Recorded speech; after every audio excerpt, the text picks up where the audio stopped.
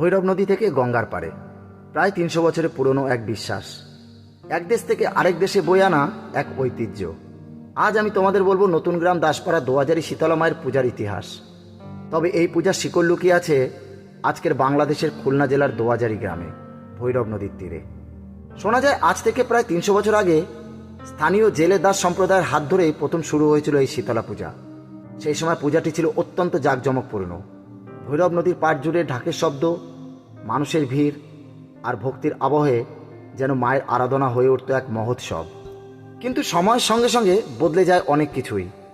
Bangladesh liberation ওয়ারের পরে বহু দাস পরিবার ধীরে ধীরে ভারতবর্ষে চলে আসেন।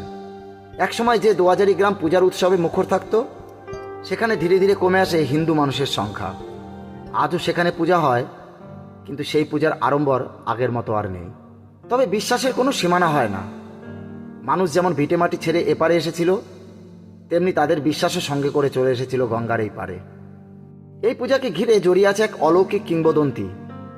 আজ থেকে প্রায় ৩৫ বছর আগে নতুন গ্রাম দাসপাড়ার মিনতি দাস নামের এক মহিলা দুপুরবেলা খাওয়া দাওয়ার পর জানলার ধারে একটু বিশ্রাম নিচ্ছিলেন।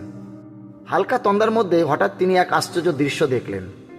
এক অতীব সুন্দরী সধবা মহিলা, পরনে তার লাল পাড় সাদা শাড়ি, কপালে বড় লাল সিঁদুরের টিপ, হাতে একটি কলসি।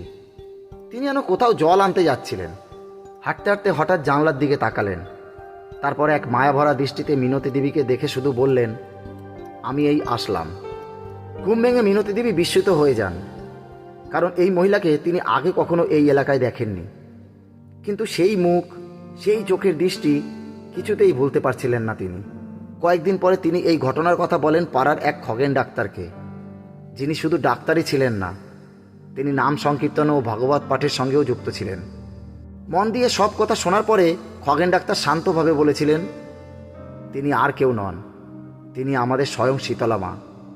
আপনারা বাংলাদেশ থেকে এখানে চলে এসেছেন, তাই মাও এখানে এসেছেন পূজা নিতে। এই কথার পর যেন আর কোনো সন্দেহ থাকেনি। খুলনার মূল পূজাস্থানের ঘটের পবিত্র মাটি নিয়ে এসে এখানকার মাটির সঙ্গে মিশিয়ে নতুন প্রতিমা তৈরি করা হয়।